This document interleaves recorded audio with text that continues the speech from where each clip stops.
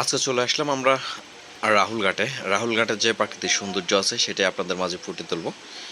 একটা সময় এই ঘাটে পর্যটকদের উপচে পড়া ভিড় লক্ষ্য করা যেত, কিন্তু আমরা আসি কোনো রকম তেমন একটি পর্যটক আসলে দেখতে পাইনি। এই যে দেখুন কি সুন্দরভাবে খাল পার হচ্ছে, এই প্রান্ত থেকে ওই প্রান্ত যাচ্ছে স্থানীয় বাসিন্দারা।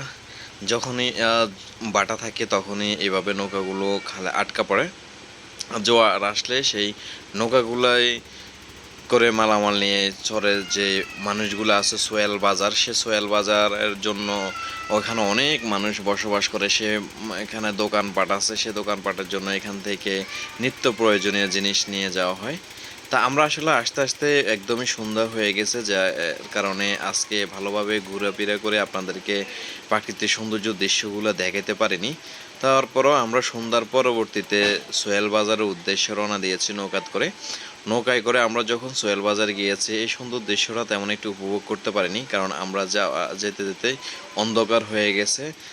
এই যে যখন জোয়ার আসছে তখনই আসলে আমরা রওনা দিয়েছি, আর রওনা দেওয়ার পরে চারদিকে অন্ধকার হয়ে গেছে। আমরা জাস্ট সোহেল বাজার গিয়ে সামান্য ঘোরাফেরা করে সামান্য হালকা নাস্তা করে চলে আসলাম।